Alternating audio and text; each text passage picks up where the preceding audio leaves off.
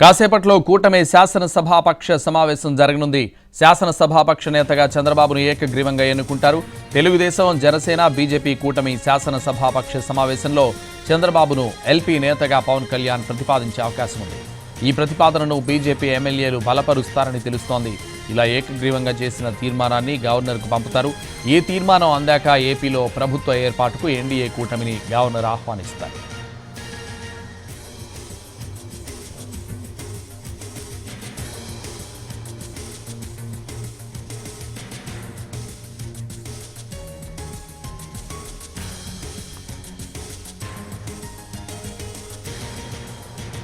మరోవైపు ఏపీ మంత్రివర్గ కూర్పుపై సుదీర్ఘ కసరత్తు కొనసాగుతోంది.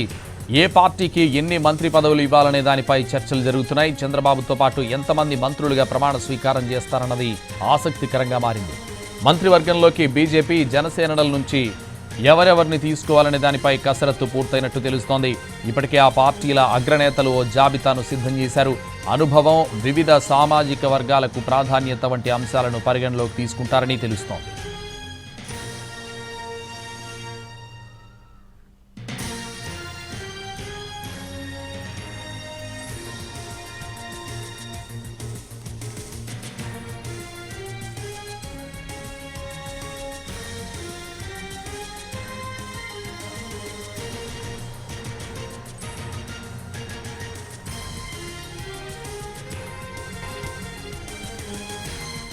కాసేపట్లో కూటమి శాసనసభాపక్ష సమావేశం జరగనుంది. శాసనసభాపక్ష నేతగా చంద్రబాబును ఏకగ్రీవంగా ఎన్నుకుంటారు.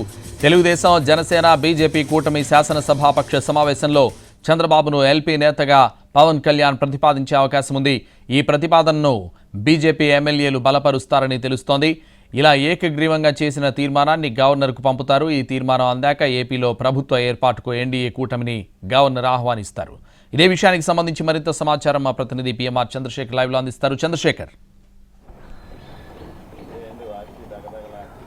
రైట్ సంతోష్, ప్రభుత్వ ఏర్పాటుకు సంబంధించి జరగాల్సిన ప్రక్రియ మొదలుపెట్టింది కూటమి పార్టీలు. సో ఈ నేపథ్యంలో కొద్దిసేపట్లో కూటమి పార్టీలకు సంబంధించిన ఎమ్మెల్యేలందరితోనూ చంద్రబాబు నాయుడు, పవన్ కళ్యాణ్ అలాగే పురంధేశ్వరి భేటీ కాబోతున్నారు. ఈ సమావేశంలో కూటమి తరపున అభ్యర్థిగా అంటే ముఖ్యమంత్రి అభ్యర్థిగా చంద్రబాబు నాయుడిని ఎన్నుకుంటున్నారు. దీనికి సంబంధించి ప్రతిపాదన పవన్ కళ్యాణ్ ప్రతిపాదిస్తారు. దాన్ని బీజేపీకి సంబంధించిన ఎమ్మెల్యేలు బలపరిచే విధంగా ప్రస్తుతం ఈ ప్రక్రియ జరిగే అవకాశం చాలా స్పష్టంగా కనిపిస్తుంది. 10:30కి ఈ సమావేశం ప్రారంభం కాబోతుంది. ఈలోగా తెలుగుదేశం పార్టీకి సంబంధించిన అంటే ఏదైతే మిత్రపక్ష భాగస్వామ్య పార్టీలుగా ఉన్న జనసేన కావచ్చు, బీజేపీ కావచ్చు, ఈ రెండు పార్టీలకు సంబంధించి కూడా ఎల్పీ సమావేశాలు జరగబోతున్నాయి. జనసేన పార్టీ కార్యాలయంలో ఇప్పటికే ఆ పార్టీ అధినేత పవన్ కళ్యాణ్తో జనసేన ఎమ్మెల్యేలందరూ కూడా భేటీ అయ్యారు. ఆయన్ని జనసేన శాసనసభ పక్ష నేతగా పవన్ కళ్యాణ్ని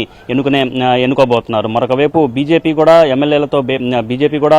రాష్ట్ర కార్యాలయంలో ఎమ్మెల్యేలందరూ కూడా భేటీ అయ్యారు. ఇక్కడ బీజేపీ ఎల్పీ నేతగా ఎవరిని ఎన్నుకోవాలన్న అంశానికి సంబంధించి చర్చ జరిగే సూచనలు చాలా స్పష్టంగా కనిపిస్తున్నాయి. మనకు అందుతున్న సమాచారం మేరకు విష్ణుకుమార్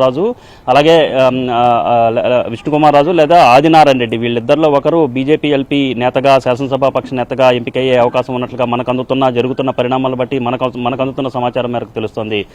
సంతోష్, మొత్తం మీద ఈ రెండు పార్టీలకు సంబంధించిన వ్యవహారం పూర్తయిన తర్వాత 10:30కి కూటమి పార్టీలతో చంద్రబాబు నాయుడు, పవన్ కళ్యాణ్, పురంధేశ్వరి వీళ్ళు భేటీ అవుతారు. ఇందులో ఈ శాసనసభ పక్ష నేతగా అలాగే ముఖ్యమంత్రి అభ్యర్థిగా పవన్ కళ్యాణ్ ప్రతిపాదిస్తారు. బీజేపీ బలపరుస్తుంది. సో ఆ తరువాత గవర్నర్ ప్రభుత్వాన్ని ఏర్పాటు చేయాల్సిందిగా చంద్రబాబు నాయుడిని ఆహ్వానిస్తారు. సో ఈ ప్రక్రియ ఈ విధంగా జరిగే అవకాశం కనిపిస్తున్న నేపథ్యంలో కూటమి పార్టీలకు సంబంధించిన ఈ సమావేశం మరి కాసేపట్లో ప్రారంభం కాబోతుంది. ఆ తరువాత చంద్రబాబు నాయుడు మంత్రివర్గ కూర్పునకు సంబంధించిన వ్యవహారం మీద కూడా కొంత కసరత్తు తన ఇంటి వద్ద, తన నివాసంలో చేసే అవకాశం చాలా స్పష్టంగా కనిపిస్తుంది. ఇప్పటికే తెలుగుదేశం పార్టీకి సంబంధించి ఎవరెవరిని మంత్రులుగా ప్రమాణ స్వీకారం చేయించాలన్న అంశానికి సంబంధించిన క్లారిటీకి వచ్చారు. మరొక వైపు జనసేన, బీజేపీ నుంచి కూడా జాబితా సిద్ధమవుతున్నట్లుగా మనకు అందుతున్న సమాచారం మేరకు తెలుస్తోంది. Santosh, thank you Chandrasekhar.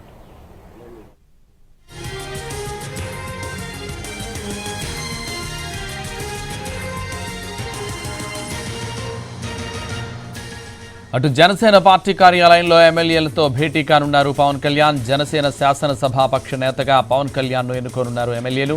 ఆ తర్వాత పవన్ కళ్యాణ్ సహా జనసేన ఎమ్మెల్యేలంతా కూటమి ఎమ్మెల్యేల సమావేశానికి వెళ్తారు. మరోవైపు బీజేపీ ఎమ్మెల్యేలు కూడా భేటీ కానున్నారు. బీజేఎల్పీ నేత ఎంపికపై చర్చించనున్నారు.